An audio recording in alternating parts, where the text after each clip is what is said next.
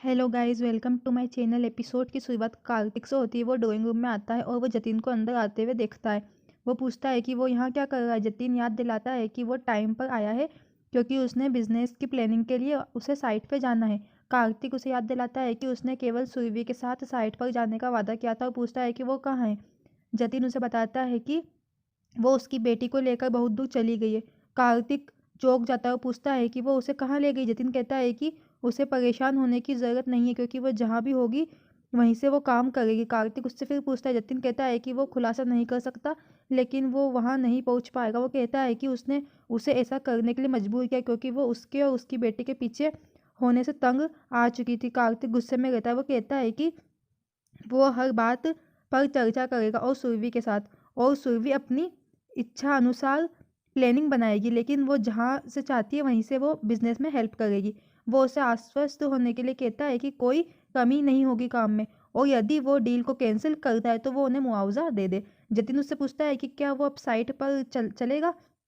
कार्तिक गुस्से में आता है और कहता है कि जब तक सुरभि वापस नहीं आती तब तक ये कॉन्ट्रैक्ट यहीं रोकता है। जतिन मुस्कुराते हुए और खुश हो जाता है। ताई दूर से सुनती और खुश होती है। जतिन के जाने के बाद ताई कार्तिक को उकसाती है कि सुरभि ने ठीक वही किया जो उसने 7 साल पहले किया था और कोई भी बदला इतना बड़ा नहीं है, इतना नीचे गिर जाना। उन्होंने ये कहते हुए मना किया कि इस बार वो सुरभि को सफल नहीं होने देगा और खुशी को वापस ले ले आएगा।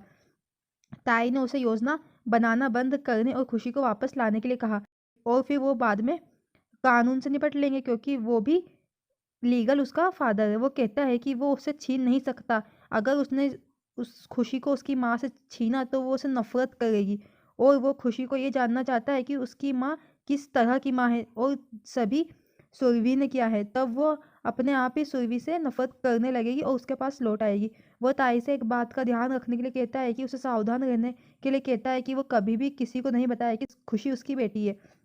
उसके जाने के बाद ताई को आश्चर्य होता है कि उसने कौन सा खेल शुरू किया है और वो अपने जीवन को इतना जटिल बना लेंगे कि कोई समाधान नहीं है। वो कहती है कि वो चाहता है कि सुरभि उसके मुंह से कबूल करे कि खुशी उसकी बेटी है, लेकिन वो ही नहीं जानती कि वो उसकी बेटी है तो वो कबूल कैसे करेगी। वो कहती है कि वो उसे नहीं छोड़ेगा, ना कभी उसे, ये ना कभी खत्म होने वाली कहानी है। वो अपने दुष्ट मास्टर प्लान पर गर्व करती है और जोर जोर से चिल्लाती। कार्तिक नीचे उतरता है और लता बोलने की कोशिश करती है लेकिन वो उसकी बात नहीं सुनता और बाहर चला जाता है। ताई उसकी आंखों में दिलचस्पी लेकर देखती है। लता घबरा जाती है और पूछती है कि क्या बात है क्योंकि वो उसके कमरे में ही थी। ताई उसे चिंता ना करने के लिए कहती क्योंकि उसकी देखभाल करने के लिए उसकी 2 माँ हैं। ताई बुरी तरह से मुस्कुराती जबकि लता वहां से जाती है और उसे पलट कर देखती है। बाद में किशोर लता को उनके साथ मंदिर जाने के लिए कहता है लेकिन वो तनाव में रहती है और मना कर देती है। वो पूछता है कि क्या बात है। फिर लता बोलती है कि उसे लगता है कि शायद ताई फिर से कार्तिक के जीवन में कुछ दखल अंदाजी दे रही है। ताई ये छिपकर सुनती है। ये सुनकर तनाव में आ जाती है। लता फिर कहती है कि उसके व्यवहार में परिवर्तन आ गया है और वो अब पहले की तरह ताई की हर बात सुनता है। ताई हमेशा उसके बहुत करीब रहती है। फिर ताई ताली बजाना शुरू कर देती है और कहती है कि ये अद्भुत है कि वो ऐसा सोचते हैं। वो कहती है कि उसे लगा कि लता उसका सम्मान करती है और उसकी देखभाल करती है और पूछती है कि उसने ऐसा क्यों किया। लता याद दिलाती है कि उसने 7 साल पहले क्या किया था। ताई कहती है कि उन्हें यह पता चला लेकिन उनके मुंह से। वो उसे आज सबके सामने कार्तिक को लाने के लिए कहती है और जो उसने कहा उसे वो उसे बताएगी। ताई आहत होने का नाटक करती जबकि लता और किशोर तनाव में आ जाते हैं। वो फिर कमरे की ओर चली जाती है। जतिन सुरभि को फोन लगाता है और उसकी प्लानिंग के सफल होने के बारे में बताता है, जो ठीक वैसे ही काम कर रही थी जैसा वो चाहते थे। वो कहता है कि वो उनकी चुप्पी को उनकी कमजोरी के संकेत के रूप में गलत समझ रहा था जबकि ये सच में सच नहीं। फिर वो उससे ध्यान रखने के लिए कहती है कि जब उसे चीजों के साथ अपना रास्ता बनाने की जरूरत होती है तो कार्तिक कितना पागल हो सकता है। वो उसे परेशान ना करने और अपना ख्याल रखने के लिए कहता है। वो कहता है कि कार्तिक के पास ये नंबर नहीं है और वो नहीं जानता कि खुशी कहाँ है और इसलिए वो उन्हें नष्ट नहीं कर पाएगा। जब दरवाजे की घंटी बजती है तो वो अपना कॉल बिना काटे अपनी जेब में रख लेता है। फिर वो गेट खोलता है और कार्तिक को बाहर देखता है जिसका नाम सुनकर सुरभि भी चौंक जाती है। कार्तिक उसे ये बताने के लिए कहता है कि उसकी एक्स पत्नी कहाँ है। जतिन गुस्से में रहता है और कहता है कि वो जहाँ भी है वो सेफ है और उसे पता नहीं चलेगा। कार्तिक उसे बोलने के लिए कहता है। जतिन कहता है कि वो किसी भी कीमत पर नहीं बोलेगा। कार्तिक फिर रिवॉल्वर निकालता है जबकि जतिन पूछता है कि क्या वो उसे डरा रहा है। कार्तिक ने धमकी दी कि वो गोली मार देगा। सुरभि ये सुनकर चौंक जाती है। फिर जतिन अपने रुख पर अड़ा हुआ रहता है जबकि कार्तिक उस पर पिस्तौल उठाता है। जतिन उस पर गोली चलाने की बोलता है जबकि सुरभि असहाय होकर सुनती है। जतिन कहता है कि उसे उसकी हत्या के लिए दोषी ठहराया जाएगा और फिर वो जेल में चला जाएगा और फिर सुरभि को उसे छुटकारा मिल जाएगा। कार्तिक उस पर मुस्कुराते हुए पिस्तौल को रखता है, जबकि जतिन फंस जाता है। वो जतिन की तारीफ करता है कि उसे उसकी मौत की चिंता करनी चाहिए, क्योंकि वो बाद में कानून से निपट सकता है, और वो फिर से उस पर पिस्तौल डालता है, लेकिन जतिन कम से कम हैरान होता है। इसके बाद कार्तिक सीढ़ियों पर बैठ जाता है और गाना गाकर उसे चिढ़ाता है। वो फिर एक खेल उसे सुनाता है कि वो हर मिनट में एक गोली चलाएगा आंख बंद करके, और अगर वो उसे मारता है तो उसकी कहानी वहीं समाप्त हो जाएगी। कार्तिक गिनती शुरू करता है, जबकि जतिन बहादुरी से उसके साथ गिनने लगता है। ये सब सुनकर सुरभि को लगता है कि कार्तिक पूरी तरह से अविश्वसनीय है। कार्तिक गोली मारता है और जतिन चिल्लाता है। फिर सुरभि परेशान होती है, जतिन चौंक जाता है और अचंभित हो जाता है, जबकि कार्तिक उसे चिढ़ाता रहता है। वो फिर पुलिस को फ़ोन लगाती है और उन्हें जतिन की मदद करने के लिए कहती है। कार्तिक इस बीच जतिन से पूछता है कि वो उसके लिए अपना जीवन क्यों बलिदान करना चाहता है, और उसे बुद्धिमानी से सोचने के लिए कहता है। वो फिर से उल्टी गिनती शुरू करता है और एक बार फिर फायर करता है और जतिन फिर से पीछे हट जाता है।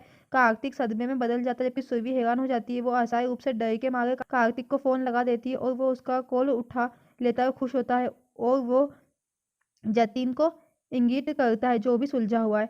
फिर जब वो कॉल रिसीव करता है तो वो कार्तिक से पूछती है कि वो क्या कर रहा है और वो इस तरह कैसे फायर कर सकता है, और फिर उसे जतिन से बात करने के लिए कहती है। कार्तिक उसे चिढ़ाता है और ताना मारता है कि ये बहुत अच्छी प्लानिंग है, और उसे जल्दी ही घर आने के लिए कहता है, ये बताने कि वो कहाँ है। वो फिर उसकी बात मानती है और उसे एड्रेस देती है, इस बहाने कि वो जतिन को चोट नहीं पहुंचाए। कार्तिक कहता है कि वो अभी आ रहा है और वो उसे वहीं रुकने के लिए कहता है।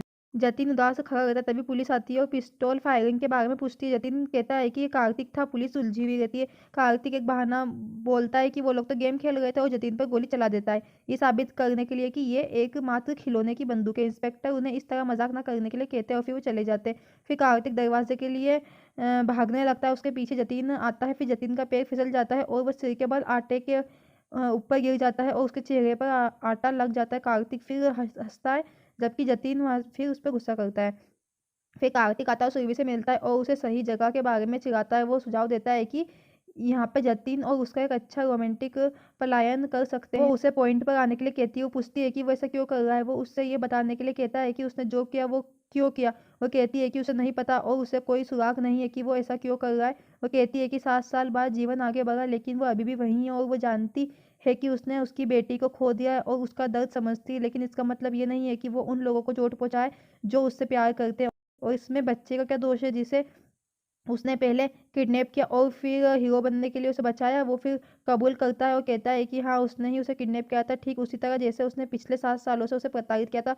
वो उसका हाथ पकड़ लेता है और उसे अपनी ओर कसकर पकड़ लेता है और कहता है कि उसने जो कुछ किया उसने उसके साथ रहना सीख लिया है। वो कहती है कि ये काफ़ी, और पूछती है कि इसे समाप्त करने के लिए उसे क्या करने की ज़रूरत है। वो उसे अपना अपराध स्वीकार करने के लिए कहता है। वो कहती है कि वो नहीं कर सकती जो उसने कभी किया ही नहीं, और पूछती है कि फिर क्या। वो उसे तब सहन करने के लिए कहता है। वो कहती है कि फिर ऐसा ही होगा। वो कहती है कि वो एक पत्नी के रूप में झुक सकती है, लेकिन एक माँ के रूप में नहीं झुकेगी, और उसके घिनौने आरोपों को कभी एक्सेप्ट नहीं करेगी, और वो गलत है कि वो उसके आगे झुक जाएगी। सुरभि कार्तिक का सामना करती है, कहती है कि आज वो उसे चुनौती देती है कि उसके भीतर जो भी शक्ति है वो उसे लगा सकता है और वो जो चाहे कर सकता है, लेकिन वो उसे नहीं तोड़ पाएगा। और अगर उसे लगता है कि उसने उसकी खुशी उससे छीन ली है तो वो गलत है, क्योंकि उसने ऐसा नहीं किया है। वो उसे तनाव से देखता है। वो कहती है कि वो हार भी स्वीकार नहीं करेगी और वो उसे खुशी के आसपास कभी नहीं आने देगी। वो कहता है कि अब खेल दिलचस्प हो गया है और वो अपने पुराने प्यार से बंधे नहीं है, और अब वो उनके नफरत के रिश्ते को कभी टूटने नहीं देंगे। फिर वो उससे भी वादा करती है कि वो कुछ भी कर सकता है, लेकिन वो उसे तोड़ नहीं पाएगा, चाहे कुछ भी हो जाए।